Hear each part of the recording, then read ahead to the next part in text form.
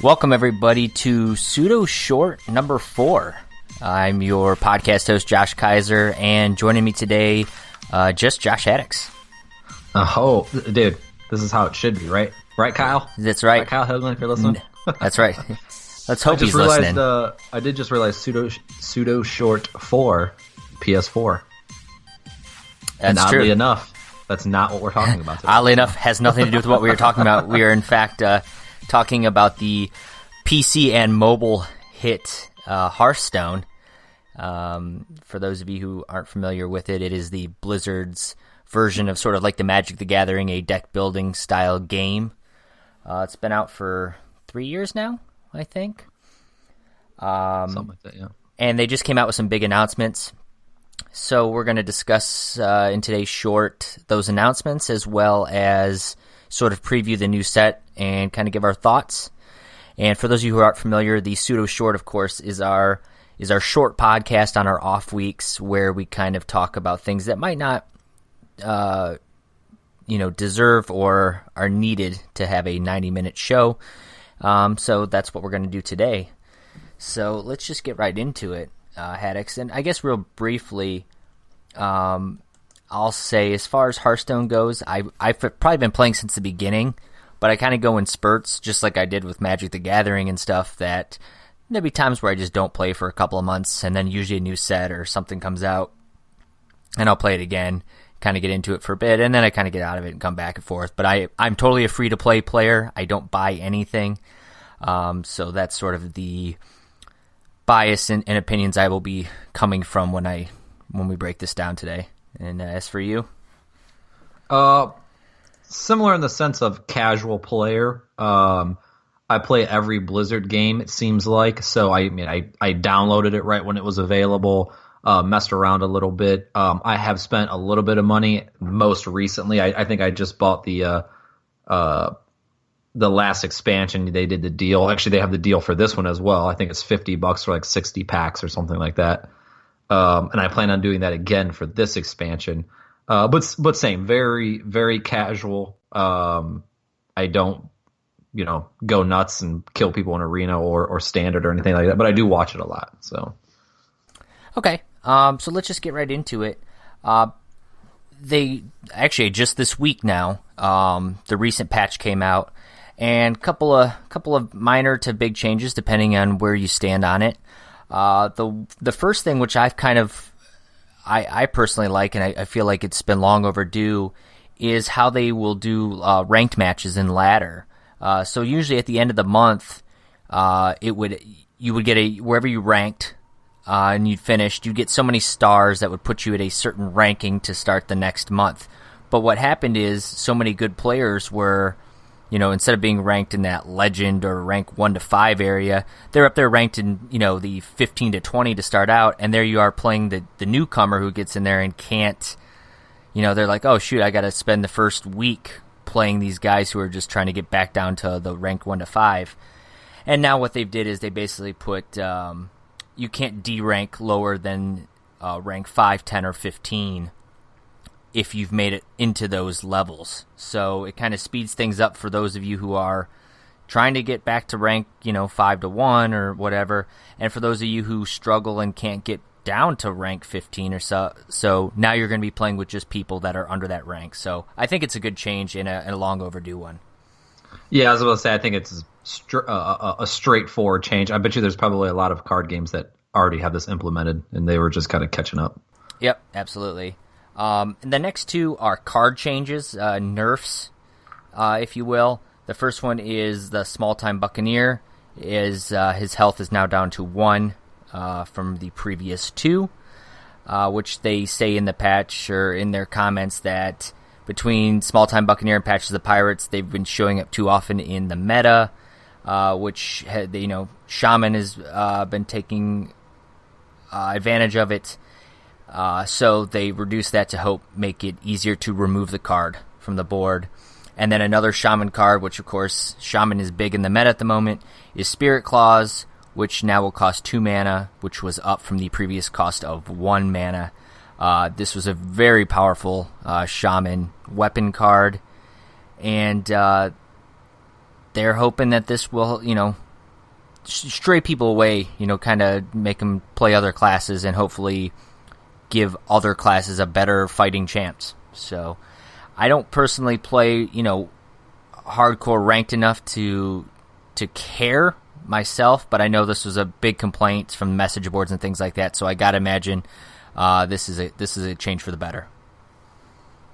Yeah, I mean, I watch. Like I said, I don't really dabble too high in ranked or arena, but I do watch Crip and Kibler, and they are both. Crip's a big arena guy, Kibler's a big ladder guy, and I think this is a huge impact on ladder. So I think it's going to change the meta drastically, which was on purpose, I believe. Yeah, so. I mean, this happens all the time. They release a new expansion, they release new cards all of a sudden, and this happens in every deck building game. They all of a sudden a new combination pops out, and everyone realizes how overpowered it is, and they all build decks to if you can't beat them, join them, sort of thing. Yeah, so. Exactly. And I think to Crip's big thing with Hearthstone is sometimes I think they take a little too long to make these changes. I mean, the Buccaneer Spirit Clause has been a huge thing for months now, and they're just now changing it. But that's always been their MO there with it. They really do take a little bit longer than they should to make these changes, but at least the changes are being made. Yep. And then one other note, Arena is now shifting to standard format. So it limits the potential cards that you're going to be able to see in Arena format. And they're also increasing the amount of rares, epics, and legendaries that will come up in your choice. So a couple little choices there for Arena. I think it's for the better. Especially now that there's so many cards out, it's nice to kind of limit the amount of cards you'll see in Arena. So I think it's a change for the better there. Agreed. So that's it for pretty much the patch notes. Overall, I think it's all positive. Nothing drastic unless you're a shaman player. You might not be too happy about it. But other than that, I think it's a breath of fresh air for a lot of people, and I think a positive change overall. Yep, maybe a little overdue, but definitely all good. Yep, I'll agree with you there. Next thing is they made an announcement about the same time they made these patch notes announcement, and that is the year of the mammoth is going to be this year. I forget the name of the current year of the Kraken. There, yeah. Yep. I was gonna say squid. I pictured it, but I was like, that's not the right name. So they're changing the year of mammoth, which will, of course, be the next rotation of expansions, if you will. And when the first expansion comes out, the following expansions are going to move to the wild format, can no longer be played in standard, and that'll be the League of Explorers, Grand Tournament, and Blackrock Mountain. Well, real quick on this, and I mean, I don't know how well versed you are. So for a short period of time, there will only be one expansion in standard, right? No. So as soon as the next expansion hits, does only League of Explorers drop off, or do all three drop off? No, all three of those drop off, but you'll have the most recent standard cards. You'll have all the standard. Well, you'll have classic cards. Oh, that's true. And but then you'll have have the what was the last one? The Gadget Sun. Yeah. Okay, I'm with you. That's right. That's right. I forgot about that. So just those three will rotate out. Okay. And that's just how they've been going ever since last year when they started doing this standard and wild setup. Also, in order to help promote standard, because an issue they were having is people were still playing a lot of classic cards, because some of the classic cards, and you find this even in Magic the Gathering, over time, the classic cards, the originals, started becoming, more overpowered or continued to be overpowered because they weren't sure exactly the direction of the game and how mechanics changed, and some cards, stand the test of time or were too overpowered to begin with. So what they're doing to help limit that is they're taking a certain degree of classic cards and giving them what they're calling the Hall of Fame treatment. And basically they're saying, hey, normally you can play these classic cards in standard, not anymore. There'll be a short list and probably one that they'll add on as time goes on. And I'll kind of go through that list real quick for you. The first is Azure Drake. They basically said too versatile, and it was basically added to every deck, or most decks anyways. Yeah. And they said, they're trying to diversify and make people want to play new style decks, try different things instead of the same old decks with maybe a new card here or there added to it. They also are taking out Sylvanas. They said there's a lot of new Death Rattle mechanics that would make her OP, so overpowered, for those of you who don't know the abbreviations there. Yeah. So they're giving her the Hall of Fame treatment. Another legendary, other than Sylvanas, would be Ragnaros. They basically said that was everybody's 8-mana card they play, and there's a lot more options out there that you should be trying. Instead of saying, hey, is this card better than Rag? No, it's not. I'm going to put Rag in there. They said, you know what? Rag's getting that Hall of Fame treatment. Power Overwhelming, of course, a pretty awesome Warlock 1-mana cost card that was just, for the small weenie kind of aggro decks for Warlock. Everybody was throwing that in there. They said get that out of there. For the Mage class, Ice Lance is gone. And this is a big one because, Freeze Mage was always kind of a deck. No matter if you played Standard, Classic, you could always create a form of Freeze Mage to it. Taking out Ice Lance really cripples that. So you could still do a variation of it, but that's going to be a big one to, some people you could burst 30 damage in one turn and kill your opponent. It's going to be much harder to do that without Ice Lance on there. And then the last one is Conceal. They debated, and this is for the rogue decks. They debated whether they should get rid of this or the Gadgets and Auctioneer. They figured that the Conceal made the Auctioneer more overpowered than just the Auctioneer by himself. So that's the list at the moment. For those of you who want to dust it, you're still going to get the dust for free, which I think is a nice way of trying to appease everybody with it. So it was there's going to be some pushback, I think, from certain fans that they're doing this Hall of Fame treatment, and I think that's one way of saying, like, hey, we're trying to work with everybody, try to make everyone happy, and try to ultimately force you into trying new style decks. That's ultimately their goal here. And they said there will be other cards down the line that could get the Hall of Fame treatment. One thought was unnerfing Molten Giant, which had gotten a nerf some patches, a patch or two a while ago. They said unnerfing him back to his original state and then giving him the Hall of Fame treatment as well. So a lot of things going on there. Your thoughts, Haddix, on the Hall of Fame cards in general? I think it's a good thing. A problem with a game like Hearthstone compared to a Magic the Gathering is the lack of deck building. You don't have as many options as you do when you're playing a game like Magic the Gathering, just because of the different mana costs and all that. Sure, yep. And when you have such OP cards, that makes that even more so the case, where if you're really trying to push a ladder, you basically have the same deck as everybody else. You're just hoping that you draw better, which that makes the game pure luck. So I think something like this is very good for the standard game. And plus, they're still in the game if you want to play wild, and I think they're adding some wild stuff, which we might get into. But I think it's good. Yeah, we could discuss that right now. Another thing they said is they want to focus on wild in another format. They don't want wild to be just kind of this afterthought, which I feel like it kind of has been so far at this point. It's like, yeah, you want to play with the old cards, go play wild, but that was about it.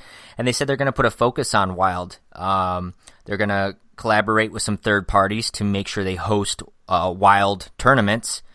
So for those of you that, for me, like when I play Magic the Gathering, I like playing with all the cards. I like being able to build a deck with everything that's out there. And being able to do that with Wild is there as an option for me. And by, they can do the tournaments there. So that's one thing. So they're going to not completely ignore it. And then also they're going to do some heroic tavern brawls, which of course, if you remember, is basically you build a deck and you play it and try to, arena style win 12 matches, but it costs 1,000 gold, and if you don't win, I think it's like 5 or 6 games, you're not making your money back in dust and gold and packs and prizes and stuff. So for those of you who are serious wild players, there are some things out there Blizzard's looking out for you. So it's still there if you want to play it. And then the last little bit that they mentioned in their Year of the Mammoth, and this is the one that kind of hits me, is no more adventure mode. What they're doing now is they're saying we're doing three sets every year, beginning, middle, end of the year. somewhere in that range. Each set's going to have about 130 cards per those expansions, and the cards will be acquired just like they were before, buying packs, just like you did in previous expansions. Now, the way that they're trying to deal with this No More Adventure mode is including single-player missions that they said will help develop the expansion's thematic narratives and offer fun challenges. Their words, not mine. And it's a wait and see for me at this point. I loved the adventure mode. I mean, personally, when I said I kind of would get out of this game for a little while, that's when the next event, when an adventure came out, I was playing it every week. I was doing all the wings. I was doing heroic mode, normal mode. I was playing it. I loved it. It was a nice single-player adventure. It was a neat way to play this game of cards, but you're playing bosses. It was sort of RPG-esque with cards. And I really enjoyed that strategy for each boss, different, fights and mechanics and things like that. And to take that out, I don't like it. I'm really hoping these single player missions will, satisfy me, really, ultimately. So it's a wait and see for me right now. But if those single player missions don't do that, then it's going to be very disappointing for me, because when they released just the expansions, I would buy some cards, check it out, and that would be about it for me. I'm more for the adventure mode in this. So it's a wait and see. I don't know how you feel about it. I think similar, definitely a wait and see. I'm not sure. I really haven't gotten a grasp of it by what they've given us so far. But one of the things I did like about the adventure mode is sometimes they would kind of just give you pre-built decks, because it'd be like a boss fight, like you said. And coming from somebody who doesn't have a crap ton of cards in my own collection, that made the game fun. That made it interesting for me, and not have to worry about, putting these decks together from the basic cards that I have and things like that. So, right. And then also when you win these defeat the wings and defeat the boss of the wing, you would get a heroic card or a legendary card for free. And you're not going to have that anymore. You're not going to get these free legendaries. So for someone like myself who's a free-to-play player, or you who came along later, and it's, this game is not easy to come out, start late and play unless you're paying money for it, you're losing out on some free legendaries. So that's also going to be a little bit tougher. And yep. I think it's a way for them to honestly make more money, because you're going to be forced to buy packs unless you have the patience of saving up gold.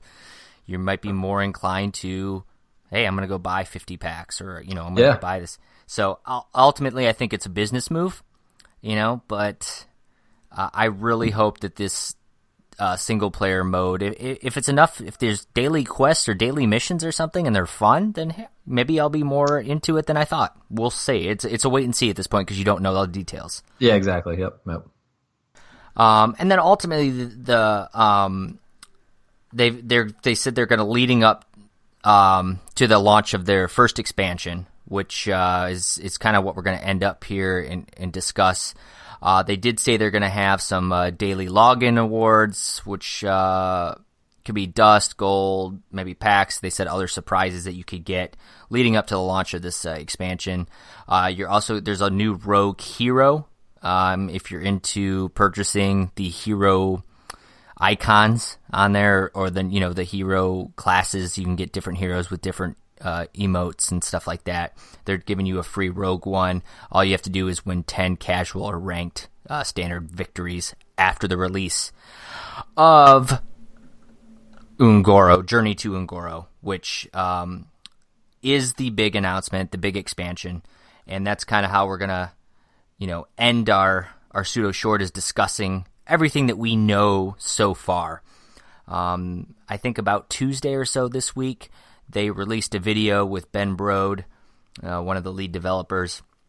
And contrary to previous expansions announcements, they didn't really have that animated video. They did a little bit here, but then it was like cutting back to him and the other developer kind of just hanging out in the woods there. There wasn't that little song they normally do, which of course led to Ben Brode's rap.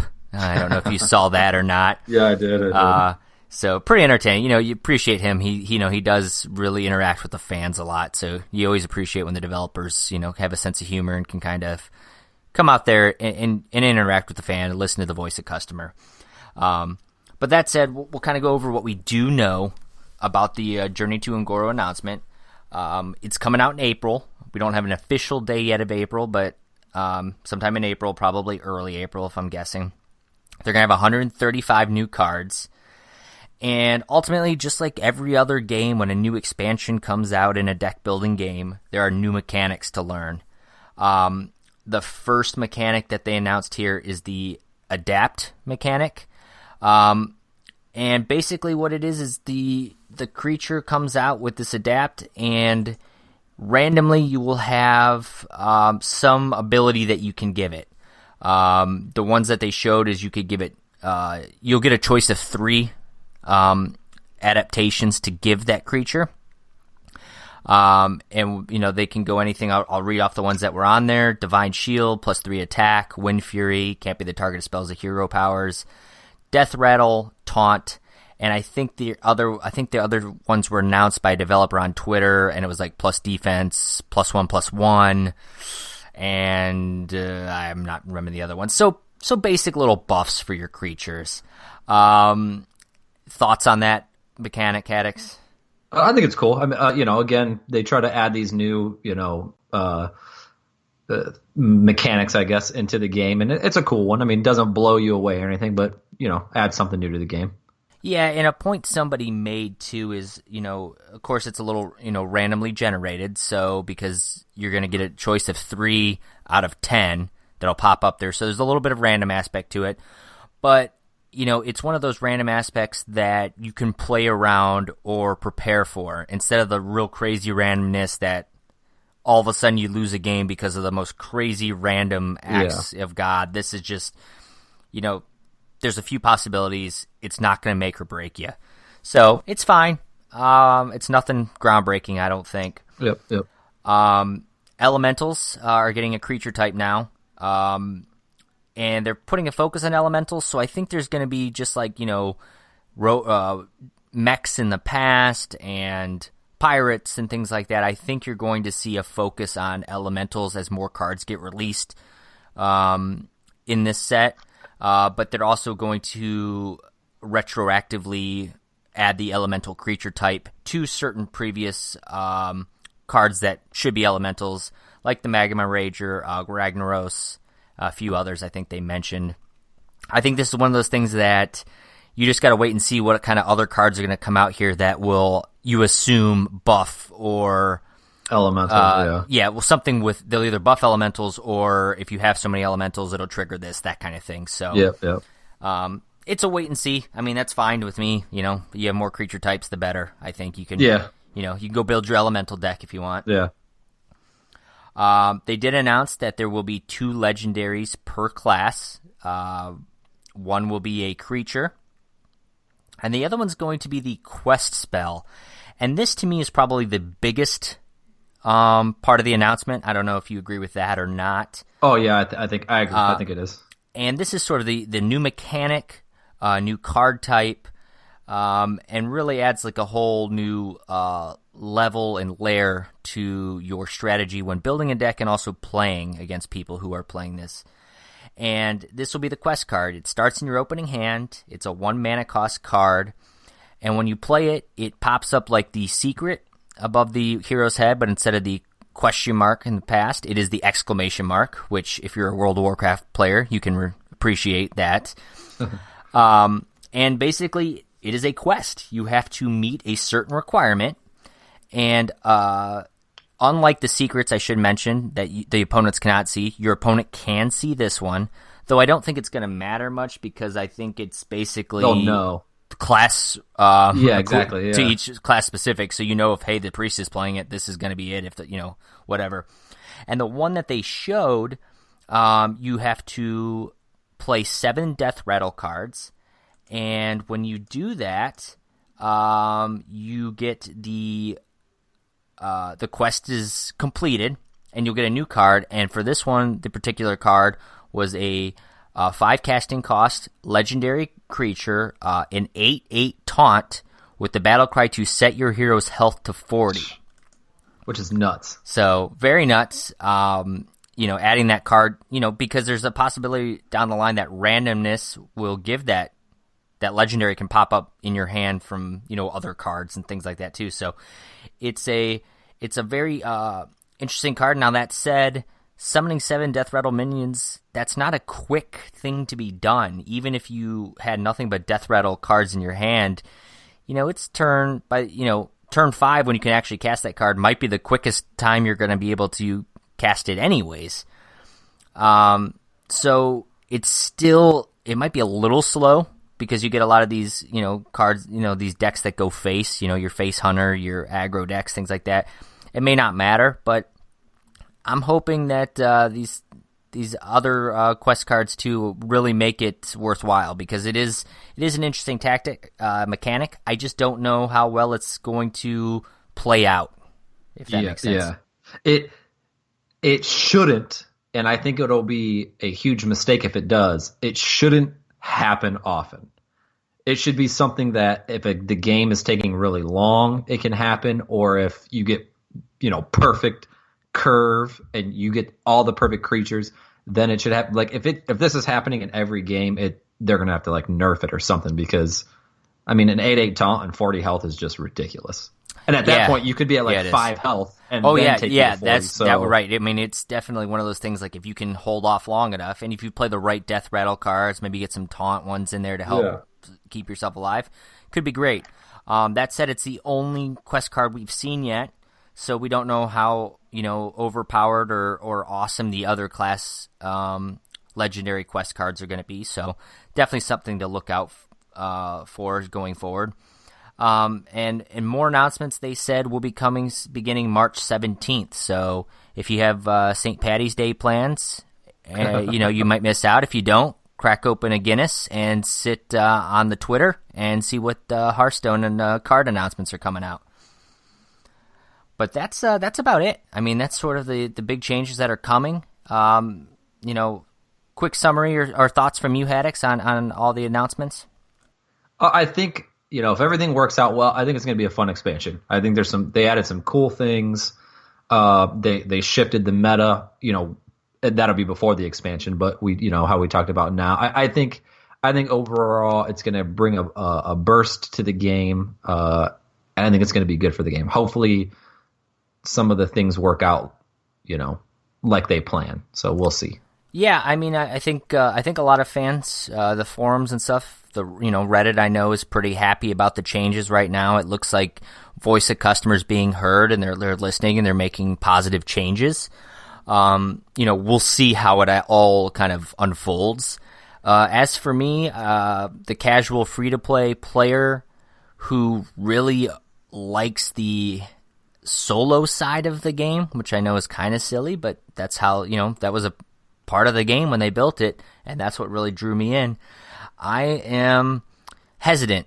I appreciate everything they've done. I don't think they're bad changes, with the exception of the adventure mode, and that's going to be the big question mark for me. Is I want to see these single-player missions and quests and things like that. I want to see how they do it, and it could either be the best thing that they've done, or it could, really turn me off from the game. So, March 17th going forward, and April especially, will be really we'll be keeping a close eye on all this, and possibly maybe if we do another short reviewing the set and our thoughts, what they did and what they did, what has worked or hasn't. Always a possibility for these pseudo shorts. Absolutely. But that's going to be it. That is a pseudo short, my friend, in its purest forms. So don't forget, subscribe to us on the iTunes. Leave us that feedback. Follow us on Instagram, Twitter, Facebook, all the social media accounts. And look forward to next week for our 90-minute episode, where we will be breaking down the new Sherlock Holmes Consulting Detective board game. Just released about 2 weeks ago. We'll give our thoughts. We're actually, hopefully, on our Twitch or YouTube, I should say, stream. Maybe possibly streaming it live for you guys Sunday night. So take a look on the Twitter for more updates on that. From the Great Lakes to the Great Lakes, because it's just you and I, I'm Josh Kaiser, he is Josh Haddix, and we will see you guys next time. Have a good Friday.